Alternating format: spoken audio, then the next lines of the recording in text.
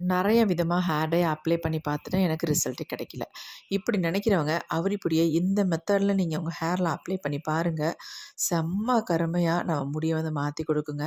அது மட்டும் இல்ல மருதாணி போட்டு நெறைய பேர் செம்பட்டையா இருக்கு அப்படின்னு நினைக்கிறவங்க, இந்த ஹேர் டைய ஒரு முறையாவது ட்ரை பண்ணுங்க. நான் கையில அப்ளை பண்ணிட்டு, அத தேய்ச்சு காட்டுறேன் பாருங்க. சுத்தமாவே போகவே இல்ல. அந்த அளவுக்கு என் முடியில வந்து பிடிச்சிருக்கு.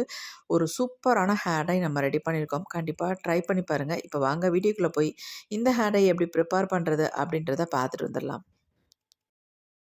இப்ப நம்ம ஹேர் டை ரெடி பண்ண போறோம். அதுக்கு என்ன எடுத்திருக்கோம் அப்புட்னா, இது எல்லாத்துக்குமே நமக்கு தெரியும்.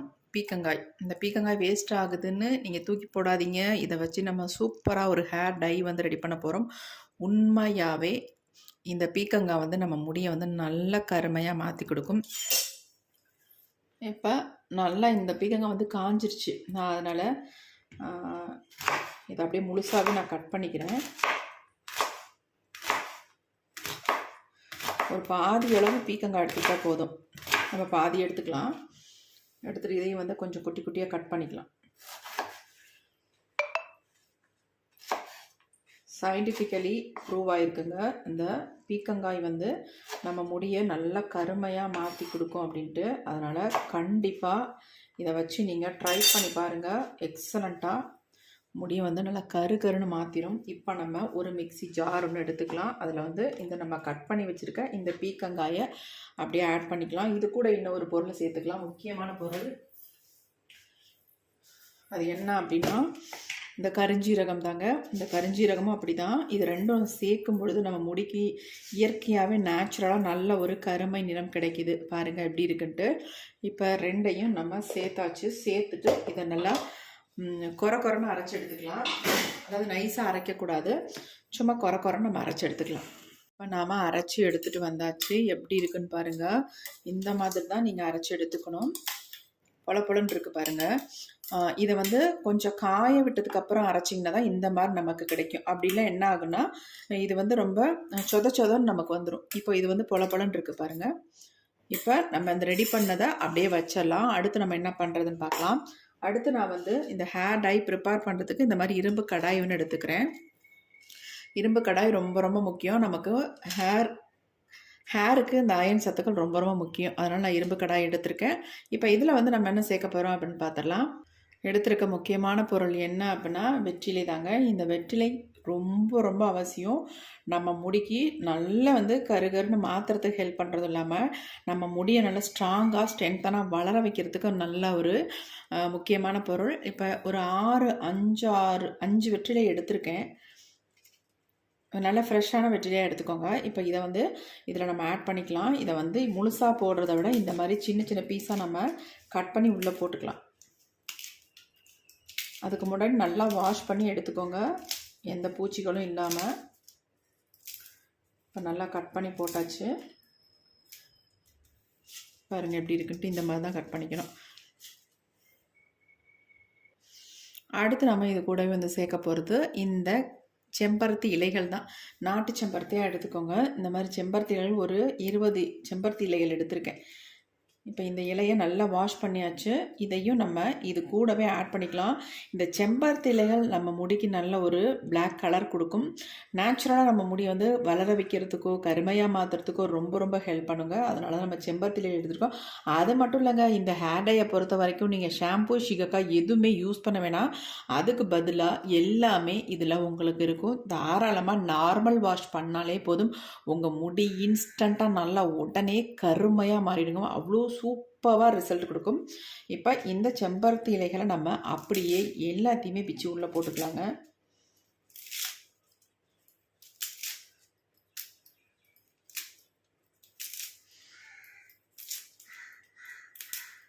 எல்லாத்தையுமே நல்லா பிச்சு போட்டாச்சு.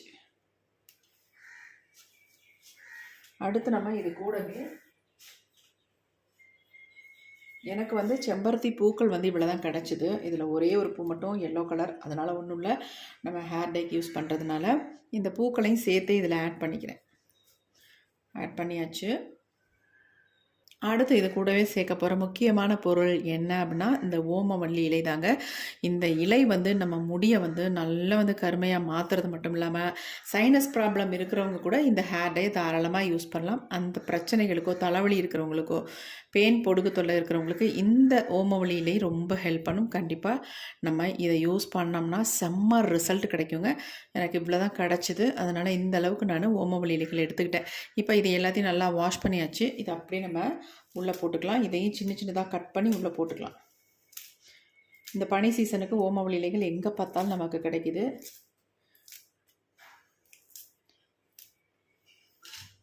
இப்போ இது எல்லாத்தையும் நல்லா நம்ம கலந்து விட்டுடலாம் கையிலேயே.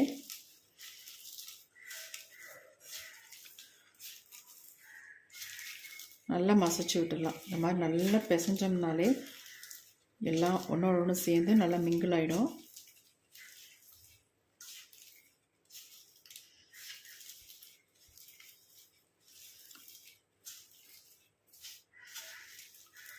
இப்போ பாருங்கள், ஓரளவுக்கு நம்ம நல்லா பிசைஞ்சு விட்டாச்சு.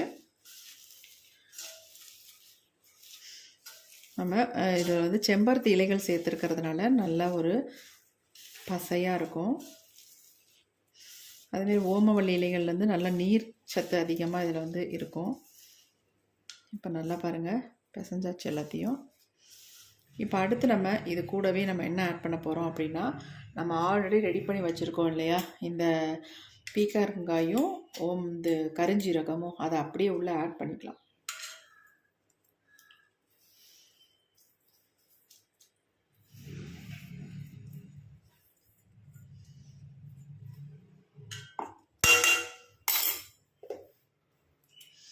ஆட் பண்ணிட்டு சேர்த்து நல்லா மிக்ஸ் பண்ணி விட்டுக்கோங்க.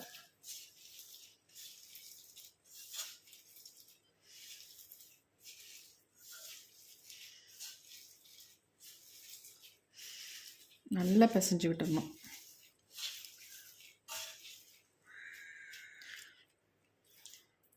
இப்போ இதில் வந்து கொஞ்சமாக நம்ம தண்ணி சேர்த்துடலாம்.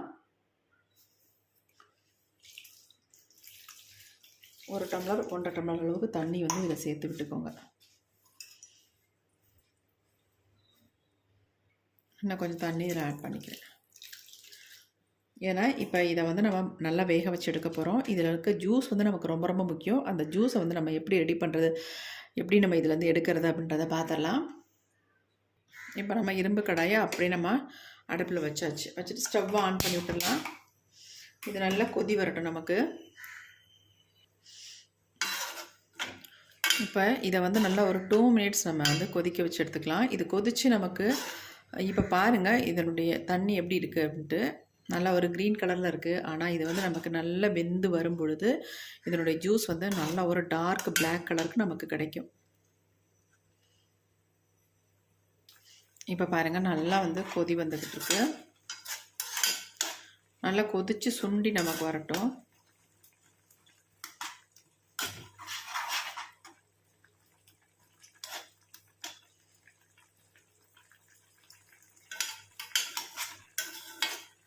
கண்டிப்பாக இரும்பு கடாயில் ஆட் பண்ணிங்கன்னா தான் இந்த மாதிரி நமக்கு வந்து கலர் சேஞ்ச் ஆகி நமக்கு வரும். நார்மல் பாத்திரத்தில் இதை வந்து ரெடி பண்ண வேண்டாம். இப்போ பாருங்கள் இந்த அயன் கடாயினோட சத்துக்கள்லாம் இதில் இறங்கி நல்லா வந்து ஒரு கருமை நிறம் நமக்கு கிடைக்கிது பாருங்கள். நல்லா இது வந்து வேகட்டும், நல்லா சுண்டி வரட்டும். அது வரைக்கும் நம்ம கொஞ்சம் வெயிட் பண்ணலாம்.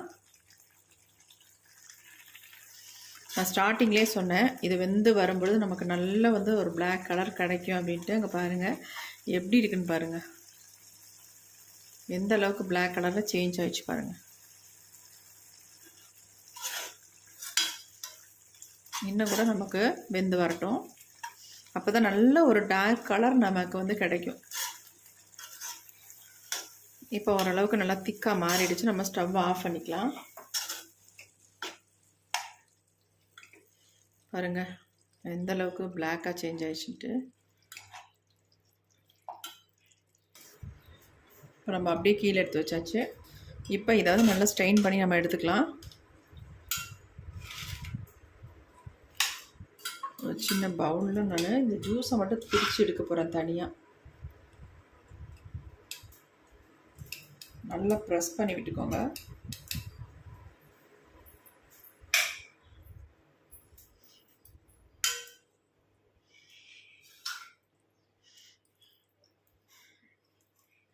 ரொம்ப சூடாக இருக்குது, அதனால் நான் கொஞ்சம் கொஞ்சமாக போட்டு ப்ரெஸ் பண்ணி எடுத்துக்கிறேன்.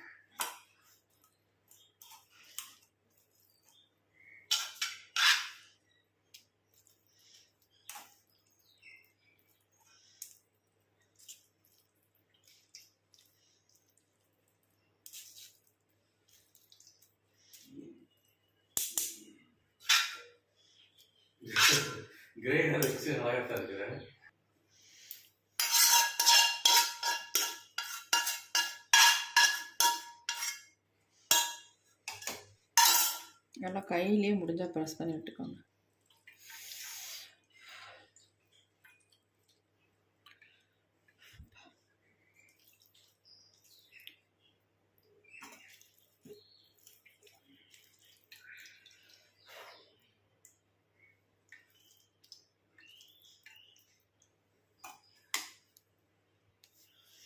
நல்லா கையிலேயே ப்ரெஸ் பண்ணி விட்டாச்சு.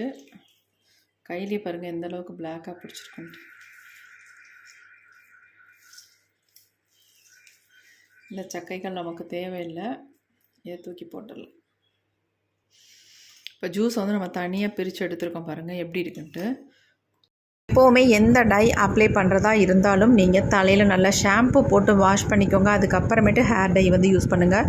அப்போ தான் உங்கள் முடியில் வந்து நல்லா பிடிக்கும். இல்லைங்க, நான் இப்போ வந்து கெமிக்கல் ஹேர் டை தான் யூஸ் பண்ணிகிட்ருக்கேன், ஆனால் எனக்கு நிறைய சைட் எஃபெக்ட் வருது, அதனால் நான் ஸ்டாப் பண்ணிவிட்டு நான் இந்த டையை யூஸ் பண்ணுறேன் அப்படின்னா தயவு செஞ்சு உடனே நீ அந்த டையை வந்து யூஸ் பண்ணாதீங்க. கெமிக்கல் ஹேர் டை ஹேரில் இருக்கிற வரைக்கும் எந்த டையுமே உங்களுக்கு வந்து ஹேரில் ஒட்டவே ஒட்டாது. அந்த கெமிக்கல் ஹேர் டையோட எஃபெக்ட் போனால் தான் உங்களுக்கு வந்து நேச்சுரல் ஹேர் டை வந்து உங்கள் முடியில் பிடிக்கும். எப்படியும் 1 வீக் அதை வந்து விட்டுருங்க. விட்டதுக்கு அப்புறமேட்டு நீங்கள் நேச்சுரல் ஹேர் டையை ப்ரிப்பேர் பண்ணி அப்புறமேட்டு உங்கள் ஹேரில் அப்ளை பண்ணுங்கள். உங்களுக்கு சூப்பராக ரிசல்ட் தரும். எந்த விதமான சைட் எஃபெக்ட்டும் இல்லை. நிறைய பிரச்சனையை நான் ஃபேஸ் பண்ணிட்டேன். இனிமேல் எனக்கு எந்த விதமான சைட் எஃபெக்ட்டும் வர வேணாம்னு நினச்சிங்கன்னா இந்த ஹேர் டையை யூஸ் பண்ணி பாருங்கள். எக்ஸலண்ட்டான ரிசல்ட் உங்களுக்கு கிடைக்கும். தேங்க்யூ.